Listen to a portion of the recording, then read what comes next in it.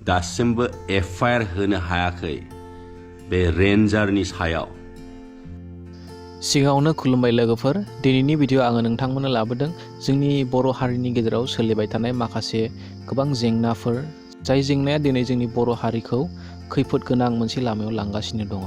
दिनै जोंनि बर' हारिनि गेजेराव माखासे रेन्जार, जाय रेन्जारफ्रा दिनै जोंनि बर' हारिनि गेजेराव मोनसे गुलाय गुजाय एबा नासयनाय बेबायदि लाबोगासिनो दं। दिनै बिथांमोना जोंनि बर' हारिखौ ओरैबायदि नाख्रेबनो सानो, ओरैबायदि गादबनानै दोननो सानो, गावसोरसो मिथिसिगौ बिथांमोननो सोर बेबायदि पावार होयो, जेनेबा बेबायदि नाख्रेबनानै दोननो, बेबायदि नासयनो। दिनै बर' हारिखौ ओरैबायदि अयथासार दिनै जोंनि गेजेरावहाय खालामगासिनो दं। नाथाय थेवबो दिनै माखासे जोंनि बर'नि जि हारि रैखाथिनि आफादफोर, दिनै बिथांमोना राहा लायाखै बायदि जोङो नुनो मोनदों। बेखौ नुनानैनो दिनै जोंनि बर'नि मुंदांखा इउटिउबार आदा आलफ्रेडना माखासे फंनैसो खोथाफोर बुंदों जोंनि जि जाबाय थानाय रेन्जार आरो जोंनि माखासे बर' सुबुंफोरनि गेजेरावहाय। खुलुमबाय। बर' जाति कुकुर कुत्ता, बर'नि जायगायावनो फैनानै थानानै साख्रि मावनानै आरो बर' जातिखौ कुकुर कुत्ता खम लासिंसिं जोंनि बर'फोरनि आफादा बोरै बा थैनानै थाखो दिनैसिम मानो दासिमबो एफआइआर होनो हायाखै?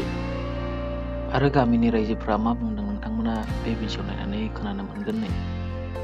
रावा बबेसिम मा जाहैयो बेखौथ' जों बुजिया। नै बेवहाय मोनसे बिराद जोंहा बिग्रायनाय सफैदों आरो हातिम सार बर' जाति होनबाय आरोखि बेबायदि बुंनाय जादों। आं गोसोआव इनायनो दुखु मोननाय जादों।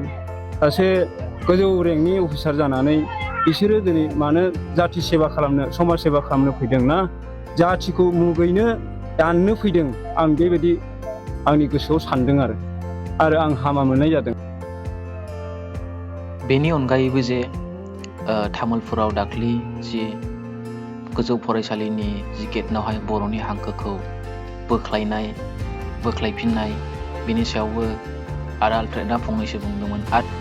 आरो बेनि अनगायैबो जि बर' मिडियामनि क्लास 1नि लेखा, बेयाव उल्था फाल्था जानायखौबो फंनैसो बुंदोंमोन।